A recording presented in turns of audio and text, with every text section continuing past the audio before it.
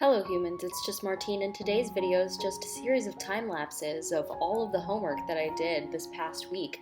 So right here you see me taking notes on a biology lecture. So far I'm really enjoying this biology class. It's an honors class and my teacher is very passionate about what he does. He studies biochemistry. All of the professors at my university are very involved in research. That's one of the main reasons they end up at this school.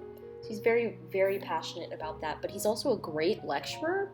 So far, we've mainly studied the philosophy of science and the basics of biology, meaning trying to define what life is outside of the Earth. We watched one TED Talk called Life as We Don't Know It or something like that. It was very good.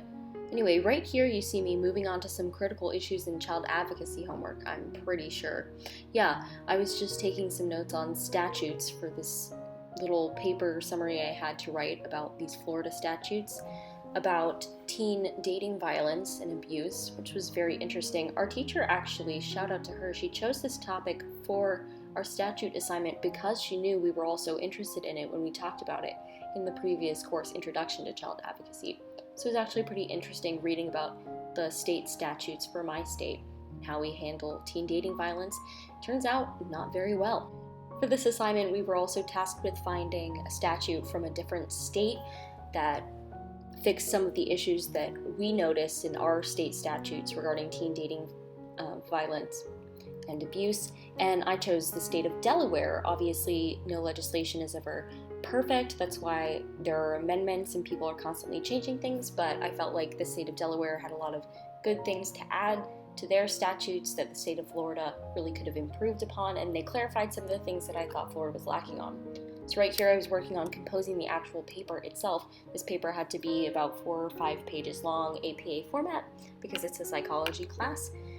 It's interesting because as a psychology major, most of my classes require APA, but then I go to take a humanities class and all of a sudden they want me to write in MLA format, which is kind of a pain because I know APA better, although APA did just change, which is in and of itself a huge issue because they gave us a whole 1-credit course my freshman year in the School of Psychology about how to do APA style, and suddenly APA changed. So that whole course, not very helpful at this point, but the changes aren't too drastic, and I got the new manual, and my TAs in all of my classes have been very helpful, along with all of my professors. This is the first semester that all of my classes are going to require the new APA format, so we shall see how that goes. You also saw me a minute ago write an email to my TA for the critical issues class to ask her about citing statutes because I was having some trouble with that.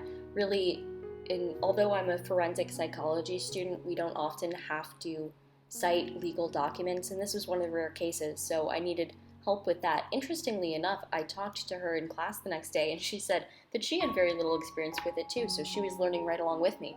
And here I'm using Grammarly to make a bunch of changes that I couldn't catch myself or wouldn't think to catch myself on that paper. My school is amazing enough to offer us Grammarly Premium for free.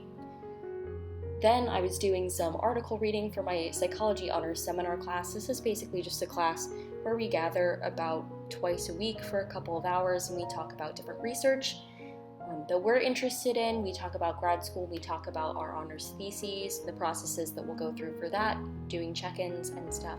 So it's just reading for that here. The next series of clips is me utilizing the common room in my dorm building and the wonderful whiteboard that we have in that common room to study for biology. I had a quiz for biology on the following Monday, and so on this lovely Saturday morning I got up and tested myself on all my notes and filled in all the gaps of everything that I did and did not know and the things that I thought I knew, and I tried to make connections here or there. My teacher does have high expectations for us, but he gives us all the tools we need to succeed, which we love. He also made it very easy to study for this because he has already changed my mind about how I think about and approach learning science, and especially biology, so that made this much easier because I was trying to think, how is he going to ask questions about this? How is he going to want me to be thinking about this? And it was much more of a productive session than it might have been otherwise if I was just trying to memorize definitions. I was trying to rationalize those definitions. I was trying to think of how I would describe those things. So it was all very interesting. I think writing things out on a whiteboard and connecting them and writing my transfers about them is my favorite way to study. Not only is it my favorite way to study, I do believe it is the most helpful way for me to study. I have never encountered a test that I took and didn't feel good about it after I completed that method. And then I went about completing even more biology work, not studying this time. I had already spent an hour studying and I felt pretty solid about the material for the quiz, so instead I was working through the lectures that he had assigned for the upcoming class. There were 3 lectures we had to watch, and up till this point the lectures were kind of short. They were like 10 to 15 minutes each.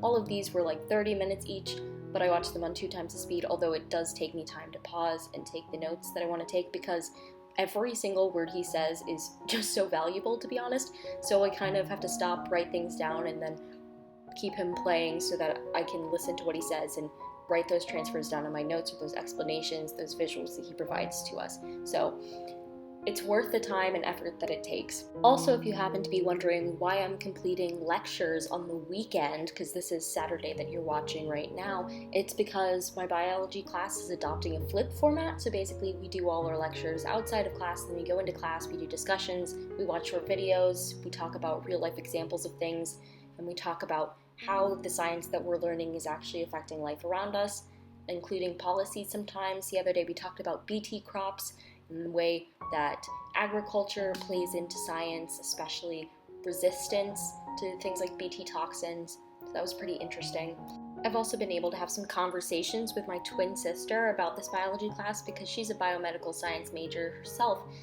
So she studies biology a lot, and of course I'm using her textbook for the class, so I didn't have to buy it myself, which is very lucky for me. I was very happy about that. You might have noticed a second ago that I was perching my phone camera on top of a very large box of Sour Patch Kids. That's because a family friend of ours always sends me sour candy to boost my morale for doing homework and studying. She typically sends something at the beginning of the semester, and then closer to exams, it's always very kind of her. She knows sour candy is my absolute favorite, and this time she surprised me with this huge box of individually wrapped quote-unquote big kid Sour Patch Kids, and they're delicious. And they make the perfect tripod, it turns out.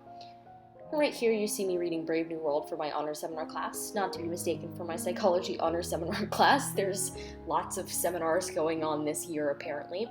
Yeah, we're reading Brave New World because the topic for the class is civil liberties and technology, so this is where we're starting. And then I was finished half of my Brave New World reading for the week, but before I jumped into the second half, I wanted to take a small break from reading so I could really absorb the second half, and I took some science and technical communication notes. I have the same professor in science and technical communication that I had last semester for comm, which is very, very helpful. I also adore her. She is one of the funniest people I have probably ever met.